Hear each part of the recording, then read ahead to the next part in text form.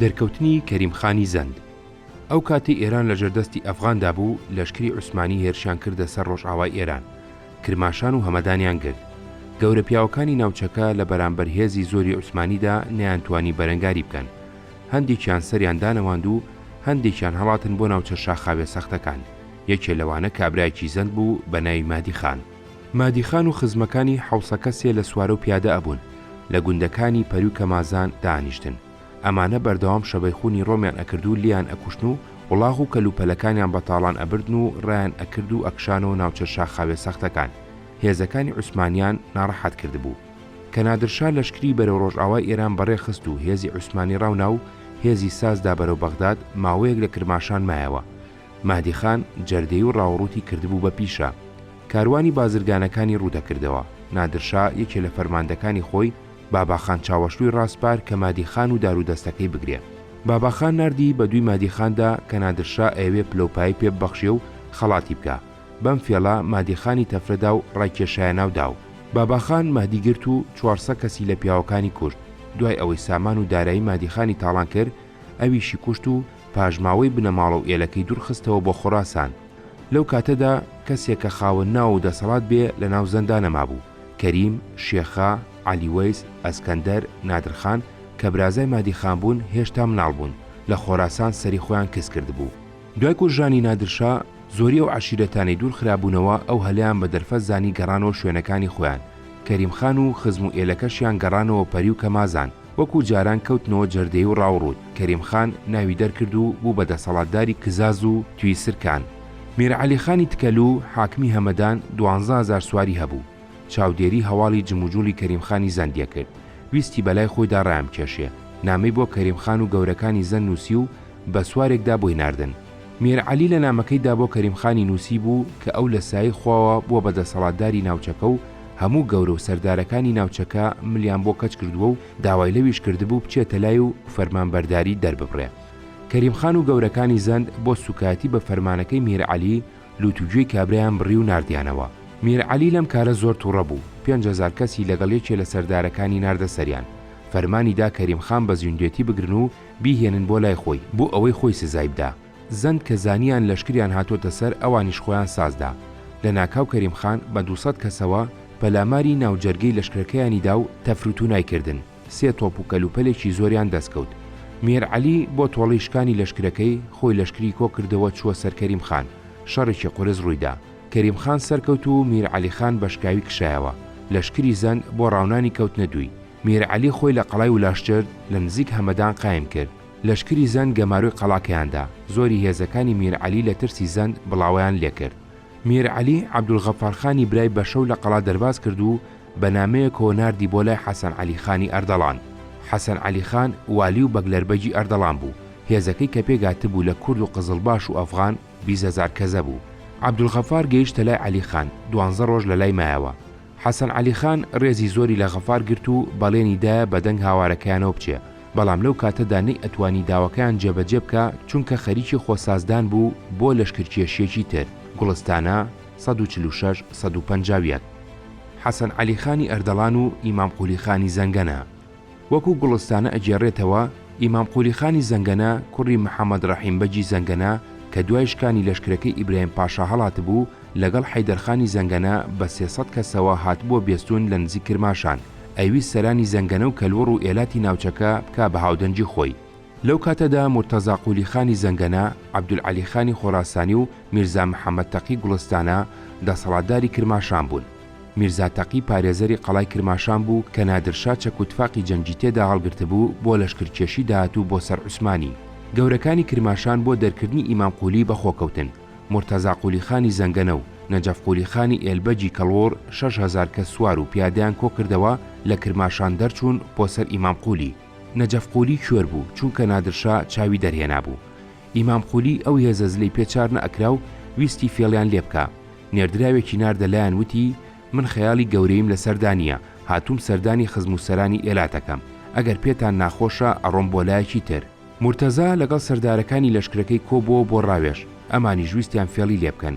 وتیان ئەگەر دەری بکەین لەوانەیە بچێتە پاڵ ناحەز و دوژمنەکانمان لەگەڵ ئەوان ڕێک ئەکەوێ و بە هاوکاری ئەوان جێچەڵمان بۆنێتەوە.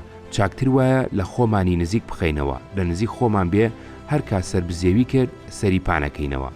وەڵامی ئیمام قولیان دایەوە کە ئەوان بۆ پێشوازی هاتوون نەک بۆ شەڕ. ئەجینا ئیمام قولی بەو ژمارەکەمەوە لەگەڵ ئەوان چی پێکرێ، داوایان لێکرد بچێتە لایەن بۆ ئەوی پێکەوە بچن بۆ ناو کرماشان.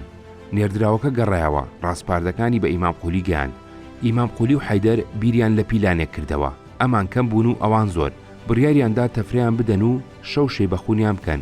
بە کابرایکی زمانلووزدا هەواڵیان بۆ ناردن کە سبەینێ بەیانی دێنە لایەن. هێزەکە شەو بە خەیاڵی ئاسوودە پاڵی لێدایەوە، بەر لەوەی ڕۆژ بێتەوە لە سێ لاوە شەی بەخونیان کردن. هێزەکەی کرماشان شکاو هەڵات، مرتەزا قولی خۆی هەڵات بۆ قەڵای کرماشان و نەجەف قولی هەڵات بۆ ناو ئێلەکەی خۆی. ئیمام قولی بە سەرکەوتویی چۆ ناو کرماشانەوە. ئیمام قولی نامەی بۆ سەرانی زەنگەنە و ئێلەکانی تر نووسی و داوای لێکردن بێنە سەردانی. لە ماوەی 10 ڕۆژدا نزیکەی 4000 کەسی لێکۆبووە و لە ماوەی 20 ڕۆژدا بوون بە 11000 کەس. کەوتە گەمارۆدانی قەڵاکە، وڵاخ و ئاژەڵی تاڵان کردن. دانیشتوانی قەڵا بەتەنگ هاتن. مرتەزا قولی و عەبدولعەلی و میرزا تەقی و گەورەکانی تری ناو قەڵای گەمارۆدرا و بڕیاریاندا داوای یارمەتی لە حەسەن عەلیخانی ئەردەڵام بکەن. نامەیەکی بە کۆمەڵیان بۆ نووسی. لە نامەکەدا بەڵێنیاندایە لەو شەڕەدا هەرچی چەکێکی بەکارهێنا بۆی ببژێرن. نامە و نێردرا و گەیشتە لای حەسەن عەلیخان. حەسەن عەلیخان لە وەڵامدا بۆی نووسینەوە کە داواکەی ئێوە ڕەوایە، بەڵام لەبەر ئەوەی ئێستا شوێنی شاچۆڵە، ئەگەر ئەم شەڕە بکەین تووشی دوژمنایەتی خێڵە چێبین، چونکە ئێلاتی کوردستان و کرماشان دراوسێ یەکترین، لە هەر لایەک بکوژرێ دوژمنایەتی لە پاش بەجێمێنێ، بە تایبەتی کە ئیمام قولیش زەنگەنەیە. داوای لێکردن نامەیەکی تری بۆ بنووسن و بە کۆمەڵ مۆری بکەن. لەو نامەیەدا ئەوان ئۆباڵی شەڕەکە و خوێنی کوژراوەکانی هەردوو لا بگرنە ئەستۆ، بۆ ئەوەی ئەمان لە دوا ڕۆژدا تووشی دوژمنایەتی و لێپرسینەوە نەبن. بەڵێنی دانێ دوای گەیشتنی نامەیەکی وەها هێزێکی گەورەساز بدا و بچێتە سەر ئیمام قولی. ئەجینا خۆی لەو شەڕەوە ناگلێنێ. دوای گەیشتنی ئەم وەڵامە مرتەزا قولیخانی زەنگەنە، عەبدولعەلیخانی خۆراسانی و میرزا تەقیخانی گوڵستانە و هەموو سەرانی قەوم کە لە قەڵادا گەمارۆ درابوون بەڵگەیەکیان نووسی و بە کۆمەڵ مۆریان کرد. ئۆباڵی شەڕ و کوژراوەکانیان گرتە ئەستۆی خۆیان. حەسەن عەلیخان 25000 سواری کۆکردەوە، بەو لەشکرەوە بەڕێکەوت بۆ سەر کرماشان. لە بیلاوەر خێوەتگای دامەزران، کەوتە خۆ ئامادەکردن بۆ شەڕی داهاتوو. ئیمام قولی لاوێکی سەرگەرم و هەڵەشە بوو، بە ئازایەتی خۆیەوە ئەنازی، کە هەواڵی هاتنی لەشکری ئەردەڵانی پێگەیشت 1000 کەسی لە هێزەکەی هەڵبژارد و بەرەو بیلاوەر کەوتە ڕێ. پیاوە نزیکەکانی زۆری لەگەڵ خەریک بوون بۆ ئەوەی بەهێزێکی واکەمەوە نەچێتە سەر لەشکری بە ژمارە زۆری ئەردەڵان، بەڵام ئیمام قولی گوێ لێ نەگرتن. کە زانیان گویان لێ ناگرێ، زۆری لەگەڵ خەریک بوون بۆ ئەوەی جارێ چاوەڕێ بکە تا لەشکری ئەردەڵان لە دەربەندەکە تی ئەپەڕێ و دێتە دەشتاییەوە. ئەو ساپەلا ماریامدا لە مەشدا بە قسەی نەکردن، بەڵکو دانیە بەرتوان جوتانە و بە ترسنۆکی لە قەڵەمدان. لایوا بوو بەو هێزە بچووکە لەشکری ئەردەڵان ئەشکێنێ و تاسنە ڕاویانە نییە. حەسەن عەلیخان لە ناو دەربەندەکەدا بۆیان دامەزرا. تفەنگچیانی هەورامی لە کێوەکانی ئەمبەر و ئەوبەری دەربەندەکەدا دامەزران. چەمێک کە بەناو دەربەندەکەدا ئەڕۆژ، ئەم بە بەردی زلبەری گرت و ئاوەکەی شکان دەسەر ڕێگاکە بۆ ئەوەی گڵی ڕێگاکە بێ بە قۆڕ زەلام و وڵاخی تێدا بچەقێ. دەمەوبەیان ئیمام قولی گەیشتە دەمی دەربەند. گەنج محەممەد بەجی زەنگەنە و سلێمان بەجی زەنگەنە کە دوو کەسی شارەزای شەڕ بوون، هەر یەکەی لەگەڵ 100 کەس کرد بە چەرخەچی. سەید سوڵتانی جەلیلوەندیشی بە 300 سوارەوە نار بە شاخەکەدا هەڵبگەڕێ، خۆشی بە 500 سوارەوە خۆی ئامادە کرد بۆ هێرش بۆ ناو دەربەند. چەرخەچیەکان بە خێرایی بەڕێکەوتن، بەڵام هەمویان لە ناو قوڕدا چەقین. چەندی تەکانیان ئەدا زیاترە چەقین. چەرخەچیەکانی ئەردەڵان کە لە وشکاییدا بۆیان دامەزرابوون دایانگرتنەوە زۆریان لێکوشتن. حەسەن عەلیخان 3000 سواری لە شاخەوە نار بە دیوی ئەو دیودا شۆڕ ببنەوە، دەمی دەربەندەکەیان لێدا بخەن و ڕێگەی کشانەوەیان لێ بگرن. سەیدی کە بە شاخەکەدا هەڵگەڕادی هێزەکەی خۆی کەم و دوژمن زۆر بەخۆی داڕانە پەرموو پەلا ماریامدا، لە نشێوێکەوە ئاوا بوو بەرەو ناوچەکەی خۆی گەڕایەوە. ئیمام قولی هێرشی کرد بۆ ناو دەربەند، ئەمانیش لە قوڕدا چەقین. حەسەن عەلیخان فەرمانیدا دەوری ئیمام قولی بگرن و نەیەڵن کەسیان لێ دەربچێ.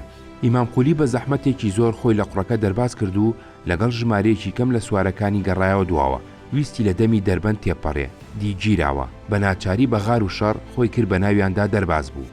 جگە لە ئیمام قولی و چەند کەسێ لە سوارەکانی و سەیدی کە لە سەرەتاوە هەڵاتە بوو کەسیکیان دەرنەچوو، ئەوانی تریان هەندێکیان کوژان و هەندێکیان بەدیرگیران. هەواڵی شکانی ئیمام قولی لە پێش خۆی داگەیشتە کرماشان، زۆری ئەوانەی لی کۆبووبوونەوە بڵاویان لێ کرد و گەڕانەوە شوێنەکانی خۆیان. ئیمام قولی هاتەوە کرماشان بۆ ئەوەی هێزەکەی ڕێک بخاتەوە. هێزی پێ کۆ نەکرایەوە. کرماشانی بەجێهێشت ڕووی کردە ناو ئێلاتی وەند کە هاوپەیمانی زەنگەنە بوون. وەند ئێلێکی گەورە بوو، پێک هاتبوو لەم تیرانە: ئەحمەدوەند، کاکەوەند، قولی عەلیوەند، جەلالوەند، جەلیلوەند، مافیوەند، بەهتلیوەند، قوریەوەند، خەلیلوەند، خواجاوەند، زوبێروەند، نانەکەلیوەند، بوجولوەند. گوڵستانە لاپەڕە 150 حەسەن عەلی خان هەواڵی ئەم سەرکەوتنی بە گەمارۆدراوەکانی ناو قەڵادا و خۆشی هاتە نزیکیان. سەردار و گەورەکان بۆ پێشوازی لە قەڵا دابەزین و بۆ میوانداری بردیانە ناو قەڵاکە. سەردانی قەڵا و جبەخانەکەی کرد، 5 تۆپی لێ وەرگرتن و ڕۆژی دوایی گەڕایەوە خێوەتگاکەی خۆی. ئەردەڵان و کەریم خان. لە مێژووی ئێراندا کەریم خانی زەند کە خۆی بە وەکیلی دەوڵەت و وەکیلی ڕەعایا نەک بە شا داناوە، بە یەکێ لە دادپەروەرترین حکومڕانەکانی ئێران ناسراوە، کەچی مێژوو نووسانی ئەردەڵان بە چاک باسی ناکەن و هەندێکیان هێرشیان بردۆتە سەری، بە تایبەتی نووسەری لوبت تەواریخ، بە دوای ئەویشدا تاریخ ئەردەڵان، حەدیقەی ناسری، توحفەی ناسری. کەریم خان تاوانبارەکەن بە وێرانکردن و تاڵانکردن و سووتاندنی سنە، کەسیان هۆی ئەم کاریان ڕوون نەکردوتەوە. هەواڵەکانی حەدیقەی ناسری جێراوێتیە و توحفەی ناسری دووبارەی کردوتەوە سەبارەت بە هێرشی کەریم خان بۆ سەر کوردستان و گەمارۆدانی حەسەن عەلی خان لە قەڵای قەراتورە 1164 و دوای ئەوە هێرشی هاوبەش و بە جووتەی حەسەن عەلی خان و کەریم خان بۆ سەر عەلی مەردان خانی بەختیاری ڕازنی. لەو ساڵانەدا حەسەن عەلی خان نەک هەروالی کوردستان نەبووە، بەڵکو لە ژیانیشدا نەماوە. گوڵستانە بە درێژی هۆی دوژمنایەتی کەریم خانی لەگەڵ ئەردەڵان ڕوون کردوتەوە. قەڵای کرماشان نزیکەی 14 مانگ لە گەمارۆی هێزەکانی زەندا بوو. پارێزەرانی قەڵا ئامادە نەبوون خۆیان و قەڵاکە بەدەستەوە بدەن. کەریم خان بۆ بەلاداخستنی ئەم کۆسپە بە هێزێکی گەورەوە ڕووی کردە کرماشان، کێشەکەی بە گفتوگۆ بەلاداخست. بە مەزەنە ئەبێ ساڵی 1165 بوو بێ. اینجا ڕووی کردەسنە. خەڵکی ناوچەکە بە هاتنی کەریم خانیان زانی. خەسرەوخان کە لەو کاتە داوالی ئەردەڵان بوو، لەگەڵ ئاعیانی سنە بە پیریەوە چوون و بە گەرمی پێشوازیان کردن. خەسرەوخان خۆی میوانداری لە کەریم خان کرد. حەسەن عەلی خان والی پێشووی کوردستان لەسەر داوای میر عەلی خان بۆ سەرکوتکردنی کەریم خان و لەشکری زەند چوو بۆ هەمەدان و دوایی دویان کەوت بۆ پەری و کەمازان مەڵبەندی ژیانی ئێلی زەند. لەوێ مایەوە تا سەلیم پاشای بابان هێرشی کرد بۆ سەر ئەردەڵان. کەریم خان و سەردارەکانی ئەم داخیان لە دڵدا بوو. وەکو گوڵستانە ئەڵێ کەریم خان لەبەر ئەو دوژمنایەتیە بڕیاریدا کوردستان وێران بکە. بە قسەی تاقمێ هەرچی و پەرچی کە لەناو لەشکرەکەی دابوون و کاری تەواویان تێ کرد کەوتە بێدادی. کەریم خان لە سەرەتای دەوڵەتداریدا بوو، بە تەواوی دەستی بەسەر لەشکرەکەیدا نەئەڕۆیشت. هەرچیەکیان ئەکرد ڕێگەی لێ نەئەگرتن. لەو چەند ڕۆژەدا زیانێکی زۆریان بەسنە و ناوچەکانی دەوروبەری گەیان. خەڵکەکەشی بۆی نیفاقی ناوخۆیانەوە زەرری جۆراوجۆریان لێکەوت. گوڵستانە 1970 کەریم خان سنەی بەجێهێشت بەرەو هەمەدان. حەسەن عەلی خان و شەڕی زەند. گوڵستانە ئەم شەڕە بە درێژی ئەجێڕێتەوە. حەسەن عەلی خان دوای شکاندنی ئیمام قولی وەکو بەڵێنی دابوو لەشکرەکەی لە کرماشانەوە بەڕێخست بچێ بۆ یارمەتیدانی میر عەلی خان کە هێشتا لە قەڵای ولاژجردا لەلایەن لەشکری زەندەوە گەمارۆدرا بوو. حەسەن عەلی خان بەرەو هەمەدان بەڕێکەوت. لەشکری زەند کە بەمەیان زانی دەوری قەڵاکەیان بەردا و کشانەوە پەری و کەمازان مەڵبەندی خۆیان. حەسەن عەلی خان لە زاخا لە نزیک هەمەدان خێوەتگەی دامەزران. میر عەلی بۆ پێشوازی لە حەسەن عەلی خان لە قەڵا دابەزی. خۆی کەوتە کۆکردنەوە و ڕێخستنەوەی هێزە پەراگەندەکەی و داوای لە حەسەن عەلی خان کرد بچێ بۆ سەرکوتکردنی کەریم خانی زەند. حەسەن عەلی خان بە لەشکرەکەیەوە بەرەو پەری و کەمازان کشا. کەریم خان بەخۆی داڕانە پەرم و شەڕی ڕوبەڕوویان لەگەڵ بکە. ژن و مناڵەکانی ناردە جێگایەکی ئەمین و خۆی و هێزەکەی دەستیان کرد بە شەڕی پارتیزانی. هەموو شەو پەلاماری لەشکری ئەردەڵانیانەدا. خەڵکیان لێ ئەکوشتن و وڵاغ و کەلوپەلیان لێگرتن. حەسەن عەلی خان چەندی هەوڵیدا لە شوێنێکا بەگیریان بێنێ نەیتوانی. 45 ڕۆژ بەو جۆرە مایەوە. لەو ماوەیەدا هەواڵی پێگەیشت سەلیم پاشای بابان بە هاندانی گەورە و ڕیشسپیەکانی ناوچەکە بە لەشکرێکی 18,000 کەسیەوە هاتۆتە ناوچەی ئەردەڵان گەرەیکێتی سنە بگرێ. حەسەن عەلی خان وازی لە ڕاونانی زەند هێنا و بەپەلە بەرەو کوردستان گەڕایەوە. ئەم جارە کەریم خان وازی لە حەسەن عەلی خان نێنا. بە درێژایی ڕێگای گەڕانەوەیان لە دوای هێزەکەیانی ئەدالی ئەکوشتن و وڵاغ و کەلوپەلی لێگلەدانەوە. لە نزیک توی سرکان لە دەربەندێکا کە ئەبوو لەشکرەکەی حەسەن عەلی خانی پێدا تێپەڕێ، کەریم خان بە هێزێکی 70 کەسیەوە خۆی بۆ لە بۆسە نابوون. لە ناکاو هەڵی کوتایە ناوجەرگەی لەشکرەکەوە هەندێکی لێ کوشتن و شێوێکی زۆری تێخستن. دەستی گر بەسەر گەنجینەکەی حەسەن عەلی خاندا. دوو ئێسرکەبارەکانیان زێڕی سپی و یەک ئێسرکەبارەکەی ئەشرەفی بوو لەگەڵ چەند بار کوتاڵ و شتی گران بەهاو چەند سەر ئەسپی بە تاڵان برد و بە سەلامەتی بۆی دەرچوو. گوڵستانە 160. سێ ڕای ئەوەش بنەماڵی ئەردەڵان نەک هەر هیچ دۆستایەکییان لەگەڵ کەریم خان و گەورەکانی زەندانە مەزراند بوو، بەڵکو لەگەڵ دوژمنەکانی کەریمخان هاوکار بوون. سوبحانوێردی خان و حەسەن عەلی خان لەلایەن شاهەکانی ئەفشارۆدان رابوون و خەسرەوخانی نەوەی سوبحانوێردیش لەلایەن محەممەد حەسەن خانی قاجار دوژمنی خوێنەخۆی کەریمخانەوە دانرابوو. سەرنجامی ئیمام قولی خان. میر عەلی خان کەوتە کۆکردنەوەی سوپا. مرتەزا قولی خانی کۆسە ئەحمەدووی ئەفشار بە 2000 سوار لەسەر داوای شارۆخ گەیشتە هەمەدان.